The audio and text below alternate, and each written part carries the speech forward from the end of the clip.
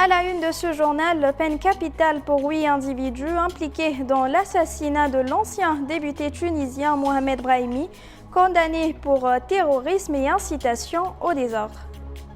Et puis les affrontements dans les hauts plateaux du Sud Kivu en RDC mettent en lumière la lutte entre les forces gouvernementales, les milices locales et l'AFC M23 soutenues par le Rwanda.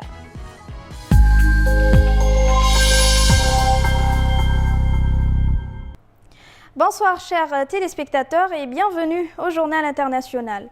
Près de 11 ans après l'assassinat de Mohamed Brahimi, ancien député tunisien, la justice a rendu son verdict ce 25 février.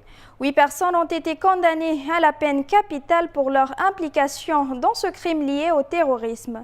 Le tribunal les a reconnus coupables d'avoir commis un meurtre visant à changer la nature de l'État et à inciter au désordre sur le territoire tunisien. 3 d'entre elles ont également écopé d'une seconde condamnation à mort pour homicide volontaire avec préméditation. Une 9e personne actuellement en fuite a été condamnée à 5 ans de prison. Mohamed Brahimi était une figure de la gauche nationaliste tunisienne et député à l'Assemblée constituante où il représentait Sidi Bouzid, berceau de la révolution tunisienne contre le régime de Ben Ali. Très critique de la manière de gouverner des islamistes, il a été abattu devant chez lui le 25 juillet 2013, jour de la fête nationale et en plein mois de Ramadan. 2 hommes à moto lui ont tiré dessus sous les yeux de sa famille, lui infligeant 14 balles de 9 mm selon les autorités. Sa famille a directement mis en cause le parti islamiste Ennahda qui dirigeait alors le pays, mais le mouvement a toujours démenti. Des djihadistes affiliés à l'État islamique ont revendiqué l'assassinat de Mohamed Brahimi ainsi que celui de Chogri Belaïd, autre figure influente de la gauche tunisienne, exécuté 6 mois plus tôt devant son domicile. Ces assassinats ont profondément choqué le pays, provoquant une grave crise politique qui a conduit à la démission du chef du gouvernement. Sous la pression populaire, Ennahda a dû céder le pouvoir à un gouvernement de technocrates. En 2013, Ennahda, alors au pouvoir, avait été accusé d'avoir fait disparaître des éléments du dossier judiciaire de Mohamed Brahimi. Ces soupçons avaient déclenché des manifestations continues à Tunis, réclamant justice. Dans l'est de la RDC, dans les hauts plateaux du Sud Kivu, des affrontements sont signalés depuis le 21 février. Dans cette zone montagneuse qui surplombe le lac Tanganyika, s'opposent les troupes gouvernementales congolaises alliées à des milices locales et à l'armée burundaise présente dans la zone contre un groupe armé local fraîchement allié à l'AFC M23, soutenu militairement par le Rwanda. Jusqu'à présent, le ralliement du groupe d'autodéfense Twirwaneho à l'AFC M23 soutenu par le Rwanda n'avait été officialisé. Le 21 février, leur alliance est annoncée dans un communiqué 2 jours après la mort de leur chef Michel Rukunda alias Makanika, le 19 février dans une frappe de drone congolais. Depuis, les communes rurales de Minembwe et de Mikenj sont le théâtre d'affrontements selon plusieurs sources entre les multiples forces en présence dans la zone. Les Twirwaneho, qui disent défendre la communauté des Banyamulenge, les Tutsis du Sud Kivu, se sont affichés dans la mairie de l'aérodrome de Minembwe en fin de semaine dernière et ont été aperçus à Mikenj en début de semaine. Ils s'opposent aux troupes gouvernementales composées de militaires congolais, de plusieurs milices et de soldats de l'armée burundaise. Ces derniers sont toujours dans la zone, même si à la mi-février, selon plusieurs sources humanitaires et locales, certains soldats burundais avaient enclenché le retrait des hauts plateaux. Une zone importante à la fois parce qu'elle est l'arrière-pays du Vira, situé en face de la capitale économique de Burundi, Bujumbura, mais aussi parce qu'elle est située au nord de Kalemi, le chef-lieu de la province du Tanganyika, une ville qui donne un accès au lac du même nom qui fait frontière entre la RDC, le Burundi, la Tanzanie et la Zambie. La situation au Soudan a été le centre des préoccupations du Conseil de sécurité le mercredi 26 février. D'abord, la situation humanitaire alors que la guerre ravageant le pays depuis presque 2 ans a fait des dizaines de milliers de morts et poussé la moitié du pays dans une insécurité alimentaire aiguë.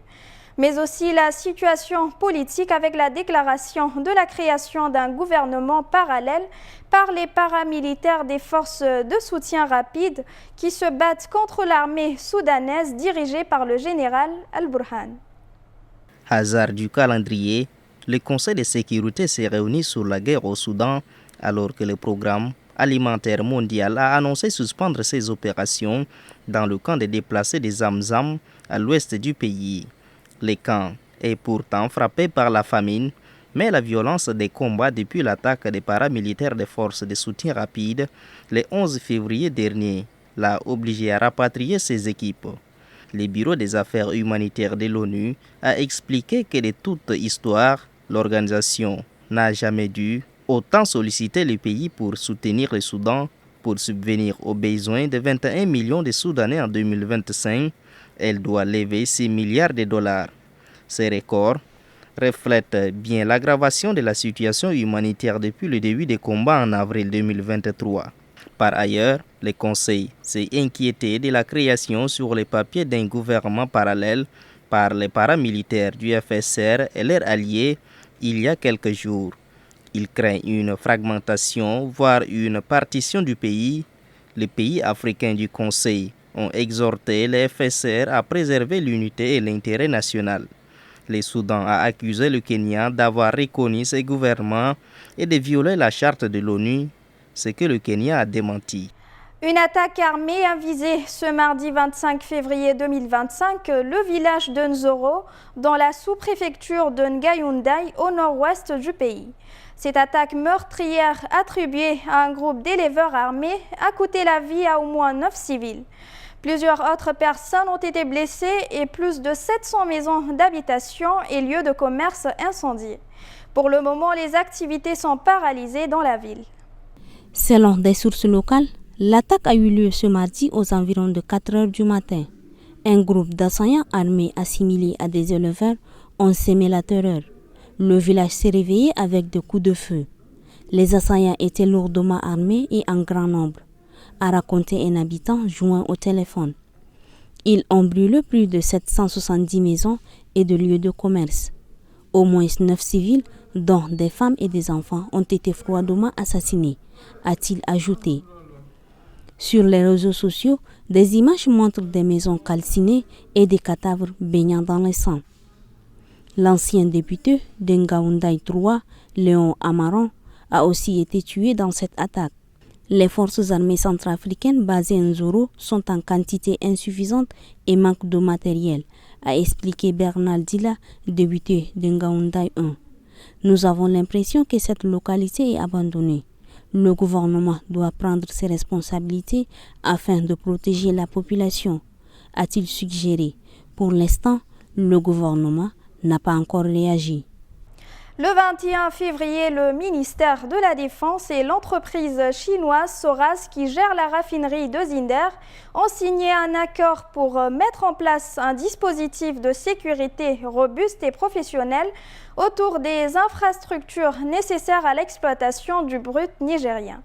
Alors que le gouvernement annonce l'exportation de plus de 14 millions de barils, les actes de sabotage se multiplient depuis la mise en service de l'oléoduc en 2024.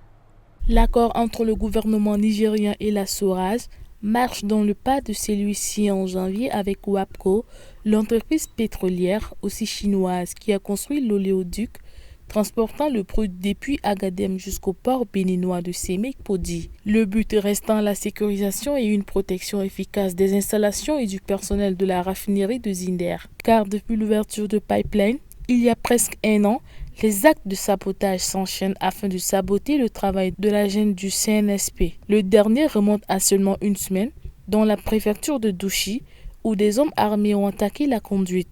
En 2024, plusieurs opérations similaires ont eu lieu, dont 2 au mois de juin, par des hommes armés et des rebelles Toubou. Et il y a un mois, 2 ressortissants chinois ont été enlevés et leurs gardes nationaux tués. Les détails de ces accords de sécurisation sont inconnus, mais les autorités nigériennes ont auparavant indiqué que Pékin était prête à utiliser des drones de surveillance et à construire au moins 4 aérodromes de long du pipeline. La Chine a misé gros sur ce projet via son entreprise nationale CNPC, qui a investi plus de 4 milliards de dollars dans la construction de l'oléoduc. Mesdames et messieurs, ainsi s'achève l'édition. Merci de l'avoir suivi et bonne suite de programme.